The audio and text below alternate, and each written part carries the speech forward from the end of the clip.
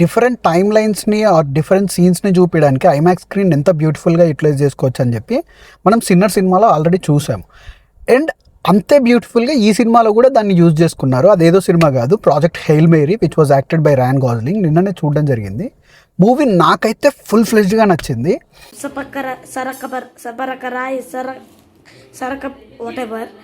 బేసిక్గా story plot line దగ్గరికి వెళ్ళిపోయేసరికి sun అనేది చనిపోతూ ఉంటుంది. సో దానికి ఆల్టర్నేటివ్గా వేరే గెలాక్సీలో వెతుకుతూ ఉంటే ఒక గెలాక్సీలో వీళ్ళకి సొల్యూషన్ దొరుకుతుంది. సో అక్కడికి వెళ్ళి రీసెర్చ్ చేసి పంపడానికి వీళ్ళు ఒక ప్రాజెక్ట్ పెట్టుకుంటారు అనమాట. ఆ ప్రాజెక్ట్ పేరే ప్రాజెక్ట్ హెయిల్ మేరీ. సో దాంట్లోకి మన హీరో ఎలా వచ్చాడు, సో తర్వాతకి ఏం జరిగింది అనేది స్టోరీ అనమాట.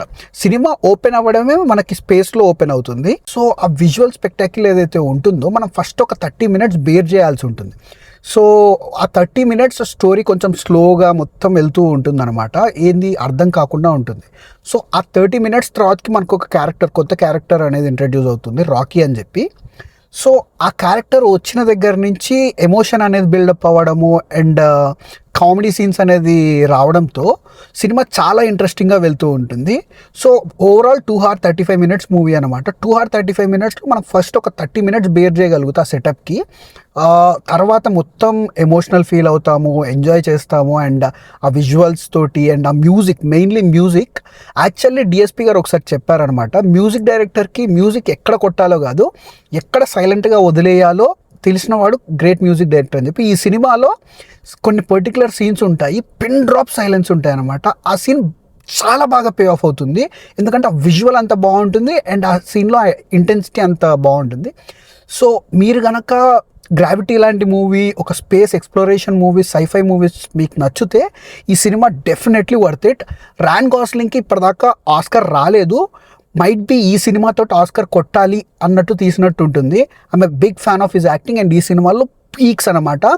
ఓన్లీ యాక్టర్ తోటి, ఒక్కటే యాక్టర్ మనం కనెక్ట్ అయ్యి మొత్తం సినిమా భుజాల మీద తీసుకెళ్ళాలి, అలాంటి రోల్ పోర్ట్రేట్ చేయాలని అంటే యాక్టర్ దగ్గర చాలా టాలెంట్ ఉండాలి. And Ryan Gosling with is తోటి ఆ క్యారెక్టర్ పుల్ చేశాడు. సో ఒక్కసారిగా మీరు కనుక మంచి ఎక్స్పీరియన్స్ చేయాలని అనుకుంటే ఐమాక్స్లో చూడండి. బికాజ్ మనకి ఎర్త్ పోర్షన్స్ అన్నీ నార్మల్ మన థియేట్రికల్ విజువల్లో ఉంటాయి. అండ్ స్పేస్లో చూస్తున్నప్పుడు మొత్తం ఐమాక్స్ ఫుల్ స్క్రీన్ ఎక్స్పీరియన్స్ వస్తుందన్నమాట. సో ఆ టెక్నికల్ ఆస్పెక్ట్ ఏదైతే వీళ్ళు తీసుకున్నారో దట్ వాస్ టూ గుడ్. అది మనం సిన్నర్స్లో చూస్తాము, జాంబీస్ వచ్చినప్పుడు ఐమాక్స్ పోర్షన్స్లోకి వెళ్ళిపోతుంది అండ్ నార్మల్ స్టోరీ జరుగుతున్నప్పుడు రెగ్యులర్ ఉంటుంది. That's it for the review guys. If you like the review, please like, share and subscribe to the channel. See in my next video. Bye. Thank you.